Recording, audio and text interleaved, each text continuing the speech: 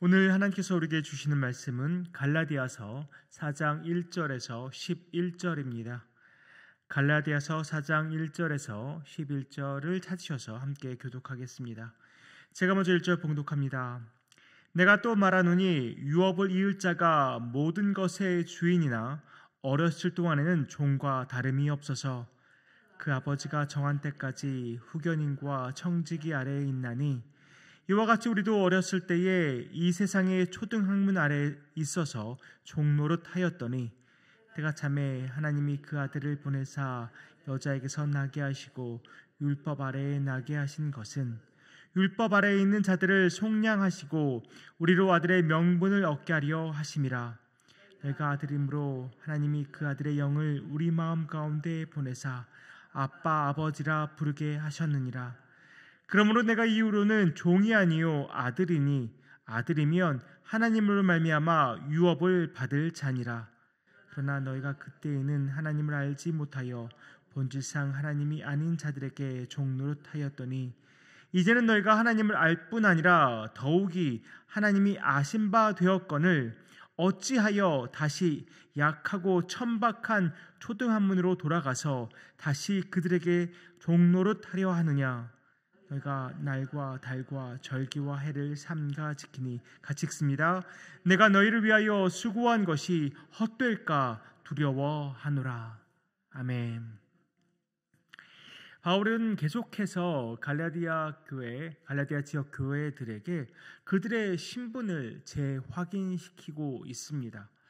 물론 영적 신분에 관한 것이죠. 바울은 이것을 잘 설명하기 위해서 당시 로마 시대의 모습과 연결시키고 있습니다. 먼저 오늘 본문 1절과 2절 제가 메시지 성경으로 읽어드립니다. 이 말이 무슨 뜻인지 말씀드리겠습니다.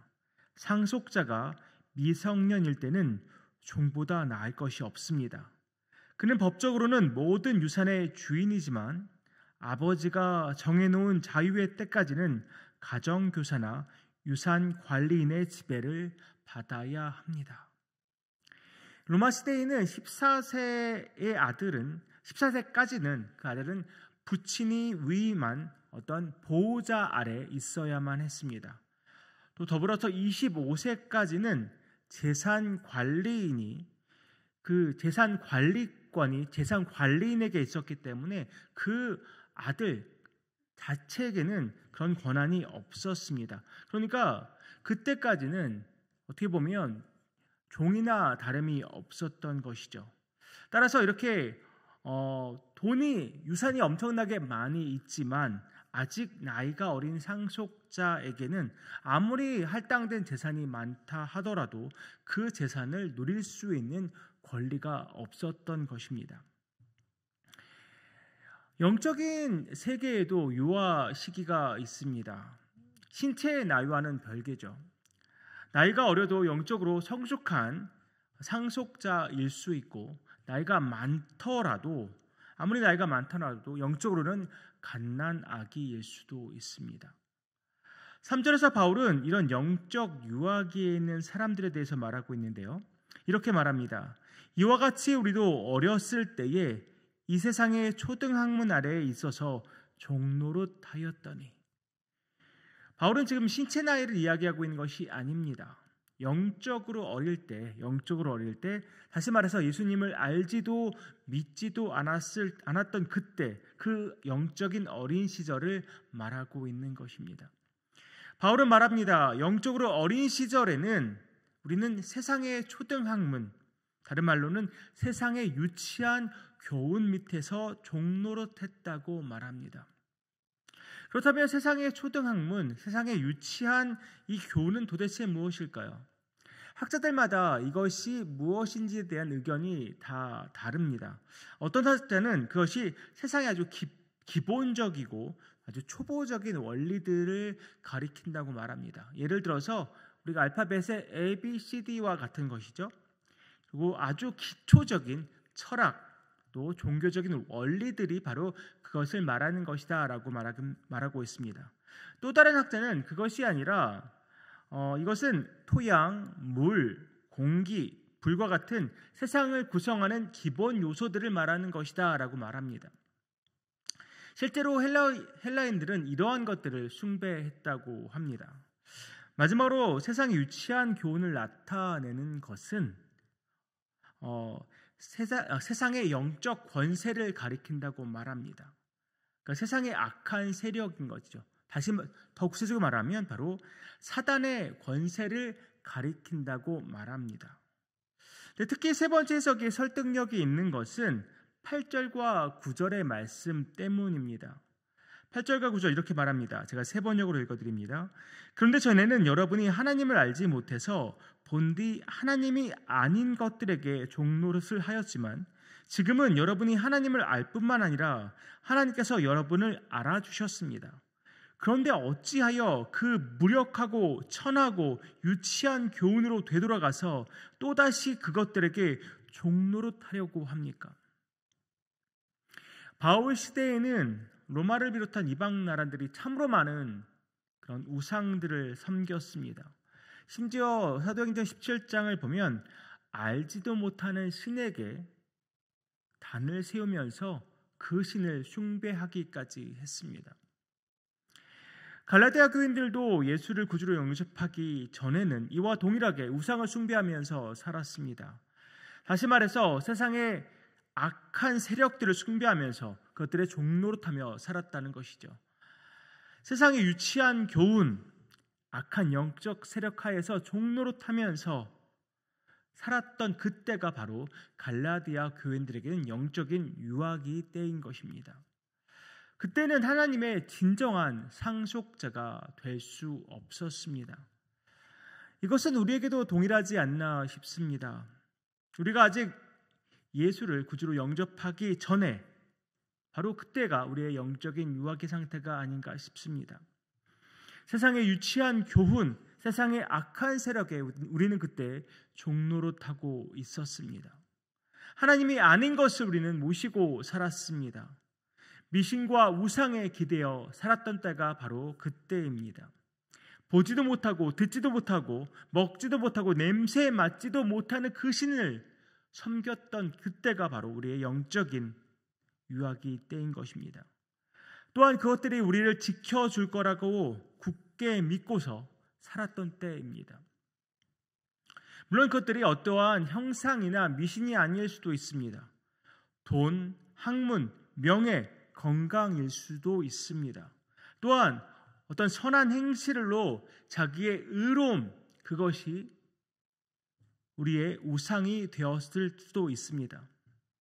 어쨌거나 그때는 저나 여러분 모두 우상과 미신의 노예였던 것입니다. 돈과 학문과 명예의 노예였습니다. 건강과 선행과 자기 의의 노예였습니다. 이렇게 우리 믿는 사람들에게도 예수 그리스도를 영접하기 전 영적인 유아기가 있었습니다. 이렇게 영적인 유아기 때는 갈라디아 교인들도 그렇고 우리도 그렇고 진정한 상속자요 하나님의 아들이 될 수 없었습니다. 그래서 하나님께서는 친히 그 방법을 모색하시고 그것을 이루어 주셨습니다. 오늘 본문과 4절과 5절이 이렇게 말씀합니다. 때가 참에 하나님이 그 아들을 보내사 여자에게서 나게 하시고 율법 아래에 나게 하신 것은 율법 아래에 있는 자들을 속량하시고 우리로 아들의 명분을 얻게 하려 하심이라. 하나님은 그 독생자 예수 그리스도를 통해서 우리를 하나님의 상속자로 삼으실 계획을 이루셨습니다. 하나님과 동등한 예수 그리스도를 이 땅에 보내셨습니다. 그것도 여자의 몸을 통해 나게 하셨습니다. 성령을 통해 잉태된 예수 그리스도는 완전한 인간이 되셨습니다. 참 인간이신 예수님은 참 인간이 되신 분명한 이유를 갖고 이 땅에 태어나셨는데 그것은 바로 우리 인간을 구원하기 위함이십니다. 또한 인간의 몸으로 오셔서 인간과 동일하게 율법 아래에 놓이셨습니다. 그건 역시 율법 아래에서 종노릇하고 있던 우리 인간들을 구원하기 위해서 예수님도 율법 아래에 놓이게 되신 것입니다. 예수님은 인간을 구원하기 위해 이 땅에 오셨지만 죄는 없으셨습니다. 죄 있는 자가 어떻게 죄 있는 다른 사람을 구원할 수 있겠습니까?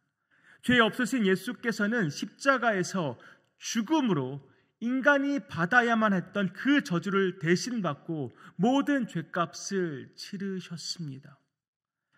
예수 그리스도는 율법 아래, 인간과 동일하게 율법 아래 놓이셨지만 그 율법 아래 놓인 것으로 끝난 것이 아니라 그 율법을 완성시키셨습니다.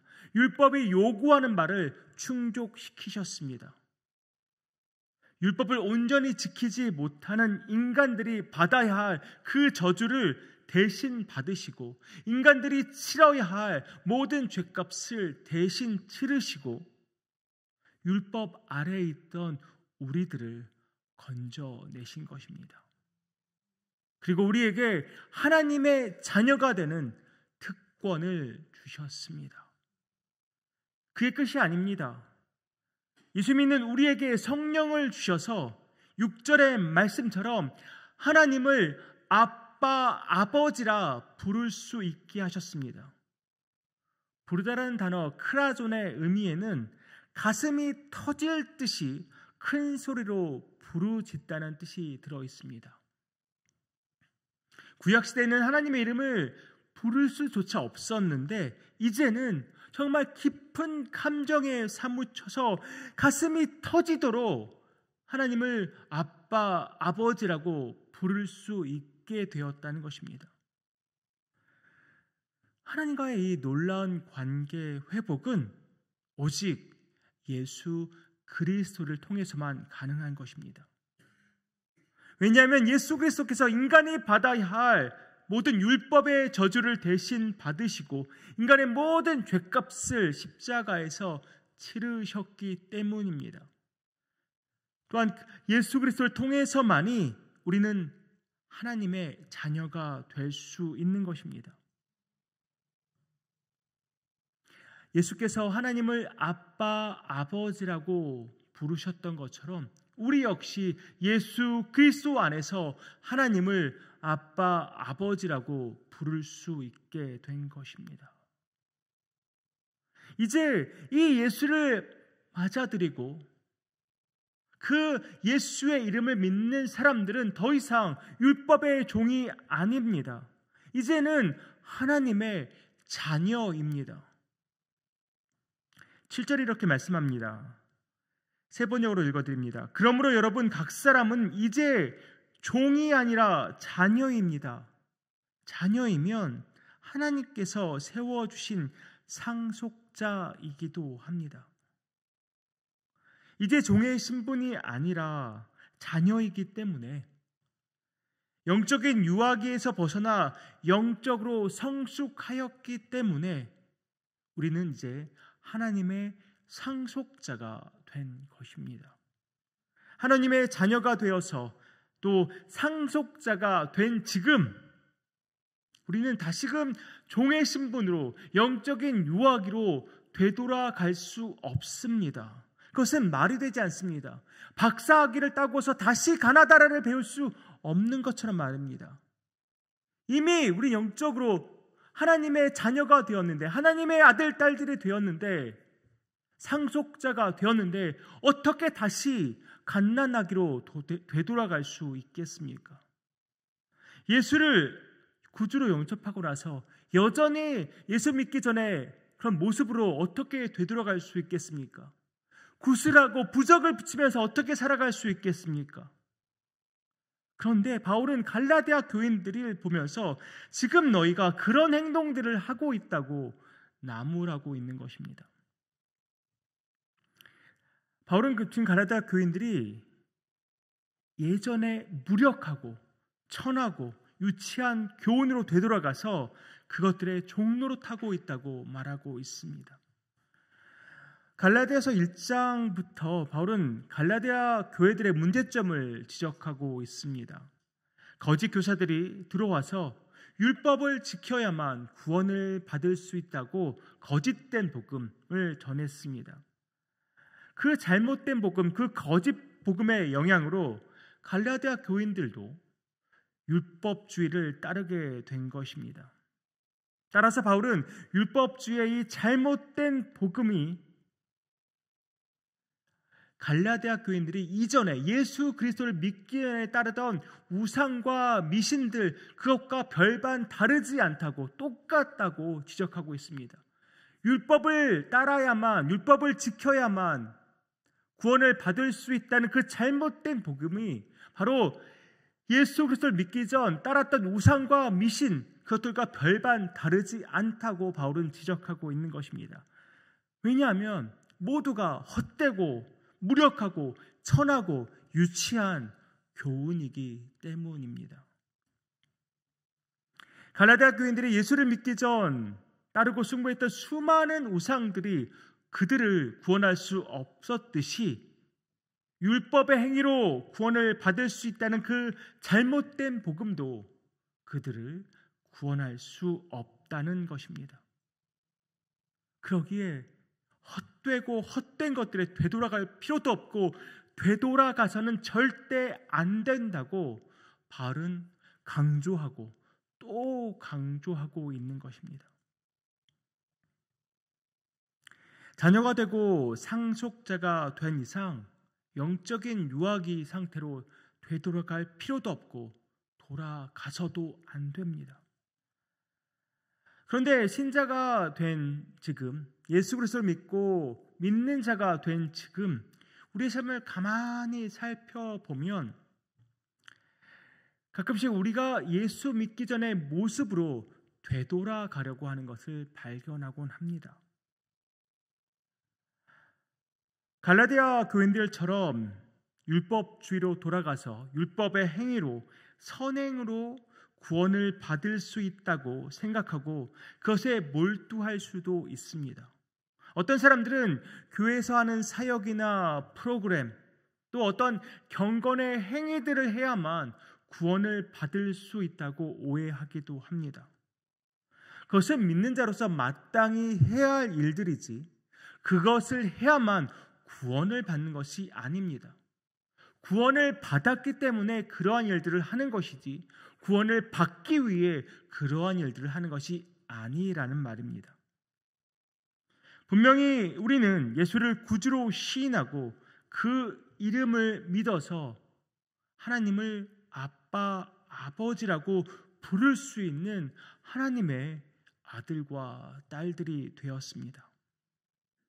하나님의 자녀이기에 우리는 상속자이기도 합니다. 그래서 하나님의 은혜와 사랑을 누리며 영생까지 우리는 선물로 받았습니다. 그런데 우리가 예수 믿기 전 그때까지 우리가 추구했던 것으로 다시 되돌아가려고 한다면 하나님의 자녀로서 하나님의 상속자로서 말이 되지 않는다는 것입니다. 그것은 하나님의 자녀의 특권을 망각하는 일입니다. 우리는 하나님의 자녀답게 살아야 합니다. 하나님의 상속자답게 살아야 합니다. 오직 하나님께서 우리에게 베푸신 은혜에 감격하며 예수 그리스도께서 우리에게 보이신 그 사랑에 감격하며 살아야 합니다. 늘 가슴 벅차게 하나님을 아빠, 아버지라고 부르며 하나님의 자녀다운 삶, 하나님의 상속자다운 삶 살아가는 저와 여러분 되기를 주님의 이름으로 축복합니다. 기도하겠습니다. 아버지 하나님, 예수 그리스도를 통해서 우리를 하나님의 자녀 삼아 주신 그 놀라운 은혜와 사랑에 감사를 드립니다. 예수 그리스도의 보혈의 능력으로 우리를 이렇게 자녀 삼아 주셨는데, 하나님의 상속자 삼아 주셨는데, 다시금 예수 믿기 전의 상태로 되돌아가려는 우리의 그 연약함과 우리의 그 악함을 주여 불쌍히 여겨 주시옵소서. 다시금 우리가 누구인지 깨달아 알게 하시고 하나님의 자녀로, 하나님의 상속자로 그 신분에 걸맞는 삶 우리로 살아가게 하여 주시옵소서. 다른 어떠한 것도 우리 구원을 도울 수도 없고 우리로 구원받게 할 수 없음을 굳게 깨달아 알게 하여 주시옵소서.